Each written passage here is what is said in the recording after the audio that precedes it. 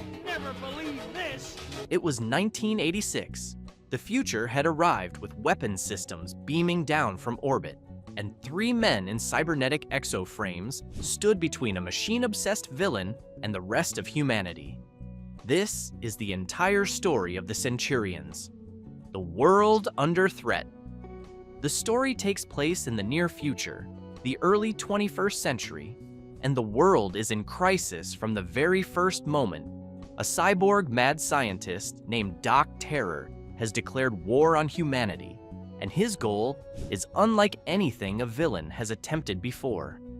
He does not want to rule the world in the conventional sense. Me than any ransom, as the Centurions will soon discover. He wants to convert it. His vision is a planet where organic life has been absorbed into or replaced by a mechanical order, where human beings become components in a machine civilization, where the cities and governments and economies of the world are rebuilt in metal and circuits, and where Doc Terror operates at the center of what that world has become. He has declared this clearly, and he is pursuing it systematically. There is no diplomatic resolution available. There is no version of this that ends with a negotiated settlement. Either Doc Terror succeeds or the Centurions stop him. And they have to stop him every week, because he does not stop trying. Doc Terror is already partly there himself. His body has been substantially replaced with cybernetic components, not as a necessity, but as a declaration. This is almost the last of the world's silver supply. My granddaddy used to have a belt buckle made out of... He chose this. He answered the question of where the man ends and the machine begins in favor of the machine, permanently and deliberately, and he believes the rest of the world should follow whether it chooses to or not. He commands his operations from a hidden base, directing an army of robotic soldiers called Doom Drones, mass-produced mechanical fighters that come in configurations adapted for every operational environment. Sea Doom drones patrol the ocean. Air configurations cover the atmosphere. Ground variants handle everything in between. The flexibility of the Doom drone army means that wherever Doc Terror decides to strike, he has forces capable of operating there. Ron Feinberg voiced him throughout the series. Know what you're talking about, Ace? I only reported the facts. The facts? I don't know what this is all about, Jenny, but... Giving the character a cold, methodical menace that suits a man whose plans tend to be patient and whose failures never discourage him from building the next one. Beside him is Hacker, his second in command, another cyborg, built for enforcement and execution in the field where Terror provides the strategic intelligence.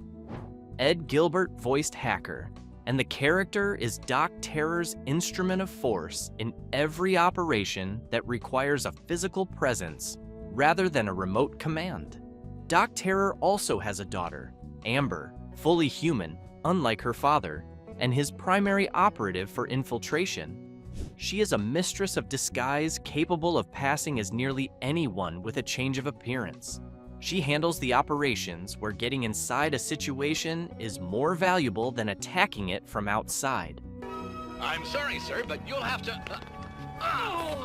And she carries the specific weight of being the entirely human daughter of the man committed to ending humanity's organic nature. The world's conventional military forces are not equipped to match what Doc Terror has built. The response that is assembled is something new, something that meets him on his own terms. The Centurions are assembled. The response to Doc Terror is the Centurions, a team of elite human specialists equipped with the most advanced personal combat technology in existence. Their exoframes are cybernetic suits fitted with hardpoints across the surface, to which individual components of assault weapon systems can attach. Those systems are large, modular, and stored aboard an orbiting space station called Sky Vault. When a Centurion calls for a specific system and shouts "Power Extreme," Two wouldn't talk either. Well, somebody must have told these jokers we were coming this way. Crystal Kane aboard Sky Vault activates a matter transporter that beams the components down from orbit onto the waiting frame. each piece materializing and locking into place in sequence, assembling the weapon system directly onto the Centurion in real time and turning him into a walking weapons platform capable of operating at a scale far beyond conventional military hardware. The process is fast and visually spectacular. The sequence of components arriving and snapping into position became one of the show's defining images, repeated in every episode, recognizable after a single viewing, and designed in close collaboration with a line of Kenner toys that let kids replicate the same assembly at home with physical figures whose hardpoints and interchangeable weapon components worked exactly the way the cartoon showed. I'm not interested in your commerce. I have spent many years building an empire here among these. Crystal Kane is the operational heart of the team. She monitors global situations from orbit, tracks Doc Terror's movements and plans before and as they develop, determines what each Centurion needs for each engagement based on the environment and the nature of the threat, and executes every transporter sequence. Diane Pershing voiced her. Without Crystal and Sky Vault, the Centurions are capable soldiers in well-designed exo-frames. With her coordinating from orbit, they are a force of an entirely different order. She is also rarely alone on Sky Vault. Jake's dog Shadow, equipped with a missile launcher harness, occupies the station alongside her and occasionally deploys into the field in ways that defy reasonable expectations of what a dog can do. Stand by to be Max and Cruiser. Power extreme! Crystal's orangutan Lucy is a constant companion throughout the series. The three original Centurions are specialists whose capabilities cover the three operational domains that Doc Terror exploits. They are complementary rather than interchangeable, each one most effective in their specific environment, significantly less so in the others, which is precisely why all three are needed, and precisely why Crystal's equipment selections from orbit matter so much to the outcome of every engagement. Max Ray is the Sea Operations Commander and the team's de facto leader. He wears a green exo-frame and approaches every situation with calm, analytical precision. The officer who assesses the situation before acting and whose read of what is happening tends to be correct. I always did prefer water to fire! Pat Fraley voiced him. His weapon systems, the Tidal Blast, the Cruiser, and the Depth Charge, are optimized for underwater and surface naval operations, giving him a range of capabilities from combined firepower at range to maximum mobility in open water. In the moments when the team needs to think before it acts, Max is the one doing the thinking out loud. Jake Rockwell is the land operations specialist, wearing a yellow exo-frame and bringing the most sheer firepower of the three original Centurions to any ground engagement. Vince Edwards voiced him. His systems, the Wild Weasel, the Hornet, the Detonator, and Fire Force, cover the full range of ground combat scenarios. That galley of yours is making us look like a bunch of fat cat fools. Easy, Jake. Ace is not to blame. From heavy artillery at range to rapid cross-terrain assault capability. He has a shorter fuse than Max and a more direct approach to most problems, which makes him effective under pressure and occasionally the source of complications the team then has to manage together. He also makes what is reportedly excellent chili, a detail the show returns to with genuine affectionate consistency across the series. Ace McCloud is the air operations expert, wearing blue and combining genuine skill with a confidence that tips into recklessness at specifically the wrong moments. Neil Ross voiced him. His weapon systems, Sky Knight, Skybolt, and Orbital Interceptor, give him flight capability ranging from atmospheric combat to operations at the outer edge of space. He's calling Crystal. Take back the formal wear, beautiful. Affirmative. He approaches women with the same instinctive enthusiasm he brings to flying. which produces some of the team's most human moments and some of its most complicated ones. In the missions where speed and altitude are the deciding factors, Ace is the reason the mission succeeds. The team maintains a hidden ground base in New York City called Centrum, its entrance concealed inside a bookstore, accessible only by underground railcar, which serves as their land operations base and includes a beaming pod for rapid transport to Skyvault. A Centurion Academy also exists, its location classified even within the show's universe, which appears in the series' final episodes and suggests a larger organizational infrastructure than the 3 original Centurions alone represent. The Borg's force, busy. You can't do this, Ace. It's suicide. The miniseries, The Sky is on Fire. The 5-part opening miniseries aired daily from April 7th to April 11th, 1986, and it tells the story of the Centurions' first coordinated campaign against Doc Terror's initial push for global domination. These 5 episodes function as a serialized origin arc, establishing the team, the villain, the operational framework, and the stakes simultaneously, each episode picking up directly where the last one stopped. The first episode, The Sky is on Fire, opens an immediate crisis. Doc Terror has launched an attack on Earth's atmosphere, deploying technology designed to destabilize the upper layers and render the planet uninhabitable unless the world's governments submit to his authority. Why am I always stuck on cleanup? It is an opening move of planetary scale, and it establishes immediately that Doc Terror is not making incremental threats.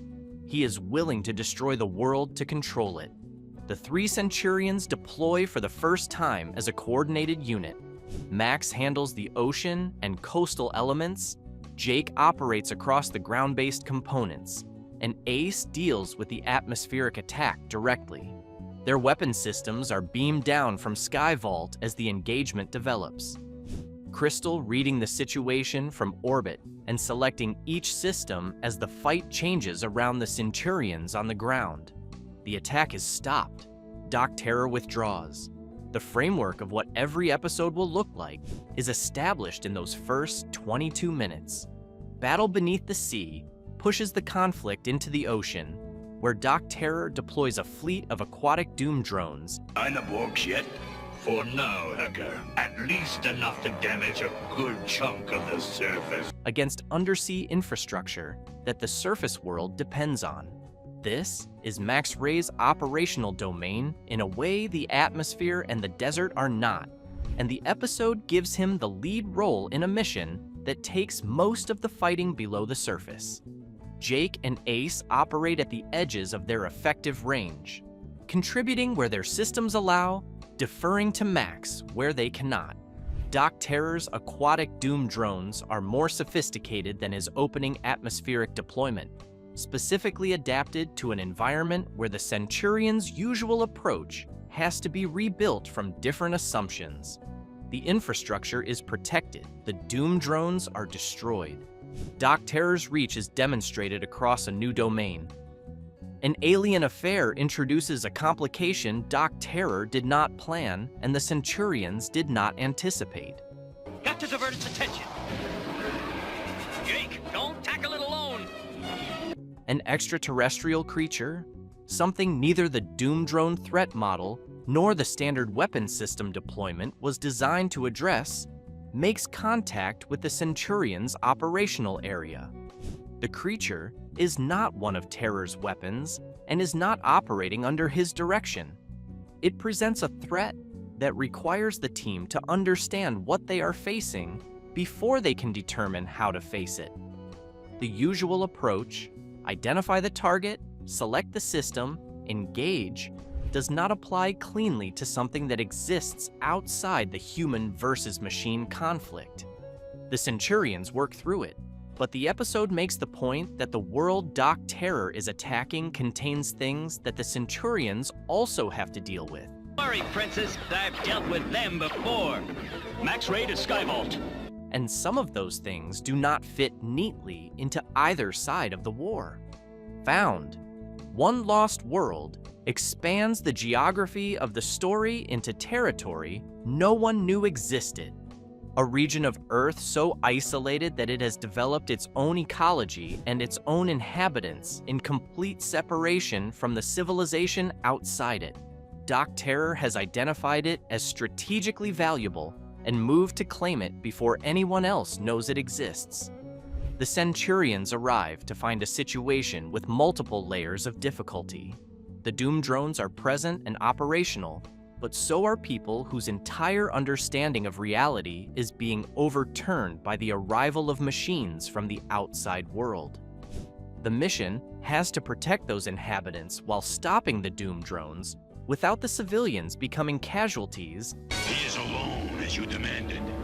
So it would seem. Of a conflict they have no framework for understanding.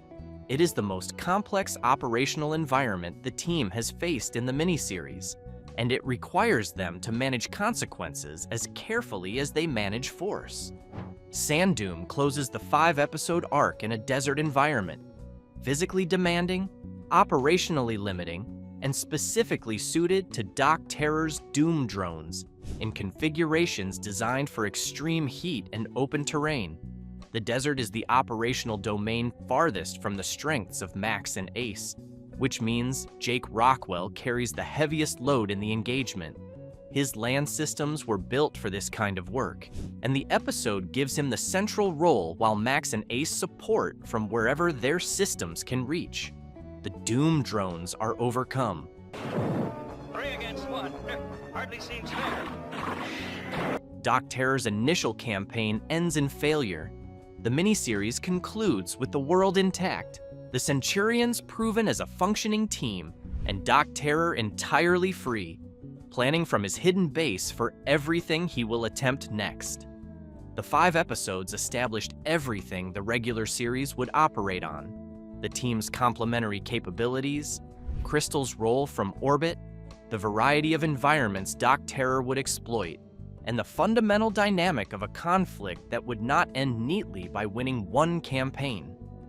The Centurions stopped Doc Terror's opening move. The war was not over. It was never going to be over by stopping one move: the ongoing war.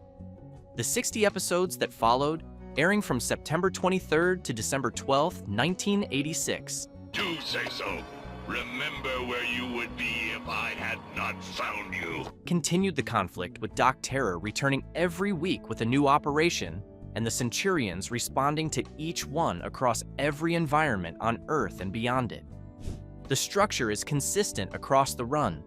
Doc Terror identifies something he can exploit: a natural system, a human dependency, a geographical vulnerability, a piece of technology he can corrupt or capture, and builds a plan around it. The Centurions learn of the plan through Crystal's surveillance from Skyvault, deploy with the systems she selects for the specific environment and threat type, and dismantle the operation. Doc Terror withdraws. The world survives another week. The following week, he tries something new.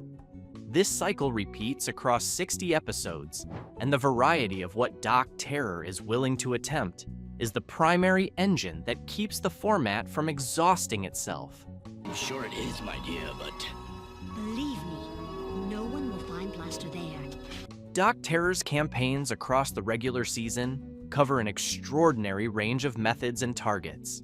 He uses sonic weapons to disrupt marine ecosystems and the surface economies that depend on healthy oceans.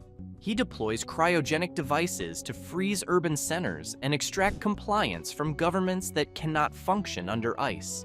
He uses ecological threats as direct leverage, threatening to destroy specific natural systems unless the world pays on his terms, which the show treats seriously as a form of extortion that bypasses conventional military response entirely.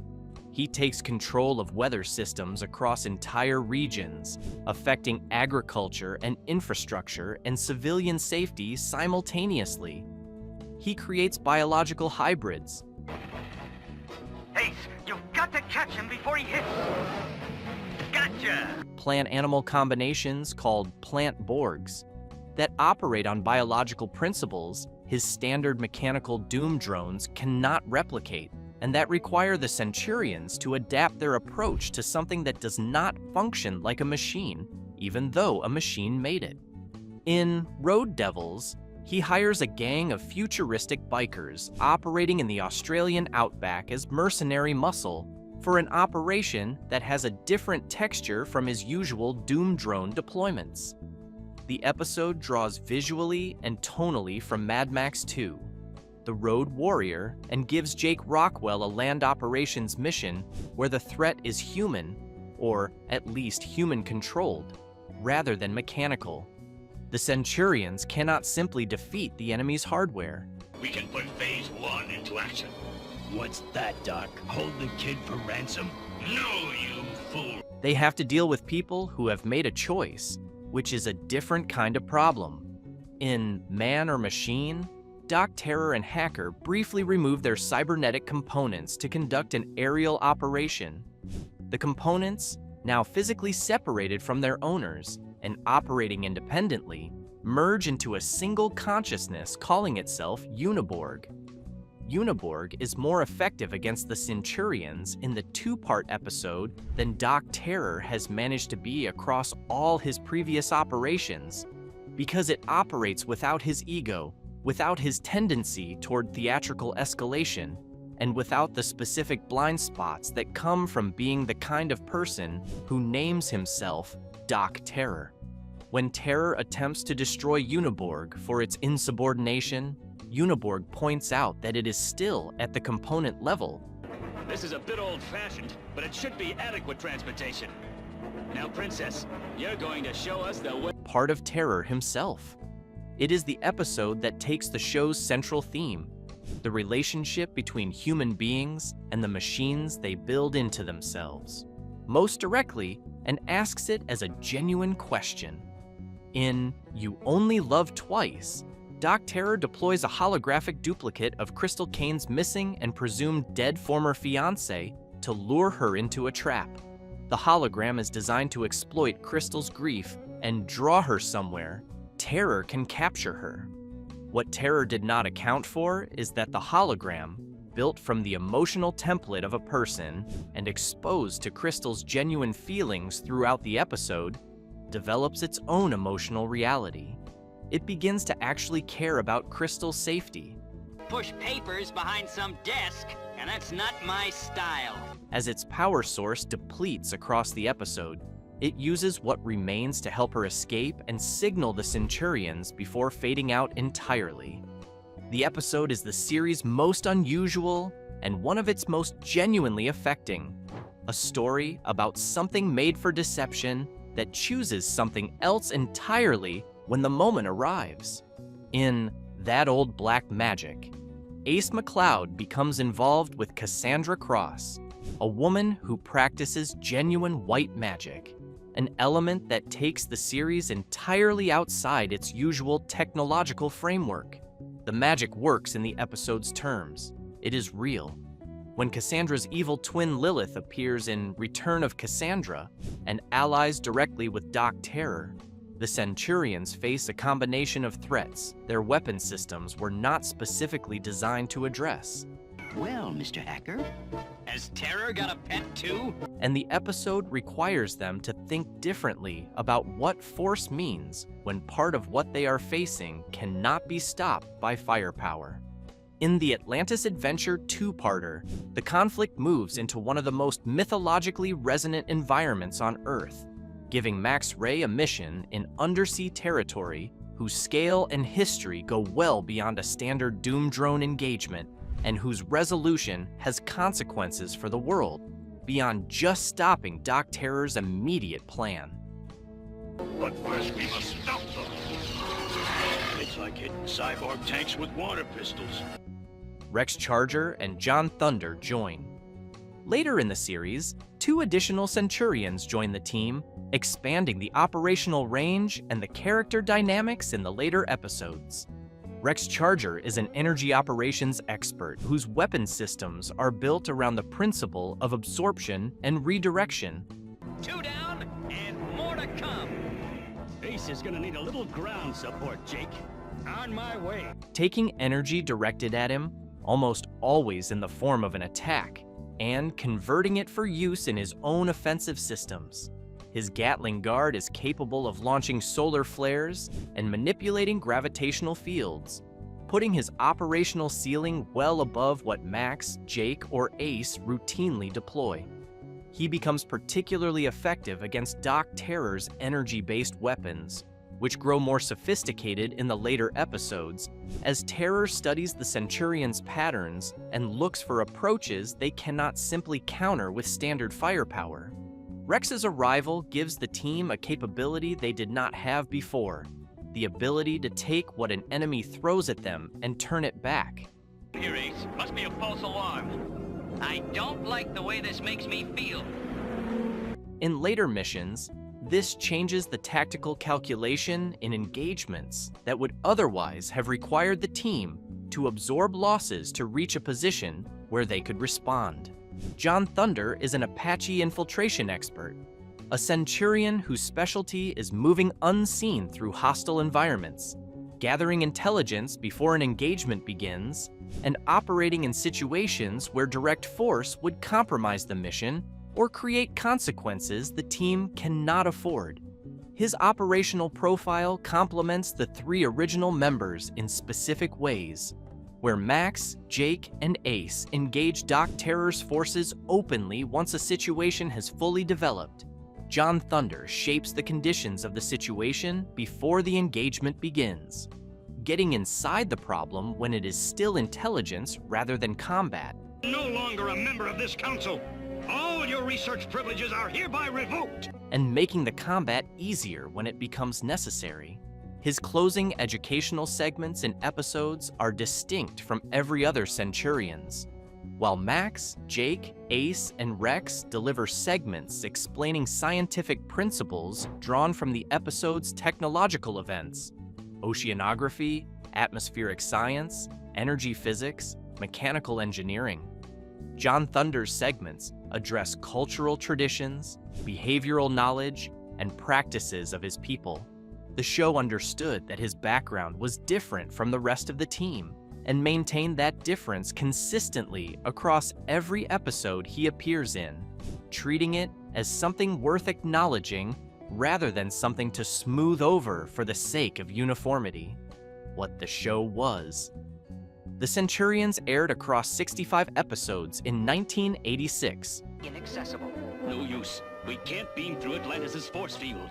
Produced by Ruby Spears Productions and animated by Sunrise in Japan, the studio that also made Mobile Suit Gundam, and whose experience with mechanical design gave the weapon system assembly sequences a fluidity and visual precision well above the norm for American toy-driven cartoons of the period.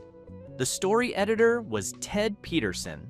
The writing staff included science fiction authors Michael Reeves, Mark Scott Zekri, Larry DiTilio, and Jerry Conway, writers whose backgrounds in serious genre fiction gave the show's better episodes a conceptual reach beyond what a standard toy commercial usually demanded or received. The visual design and concepts were contributed by comic book legends Jack Kirby and Gil Kane. Centurion? This could be just what I need to hedge my bet. And the mechanical aesthetic they brought to the exoframes and weapon systems gave the series a visual identity that held up across all 65 episodes.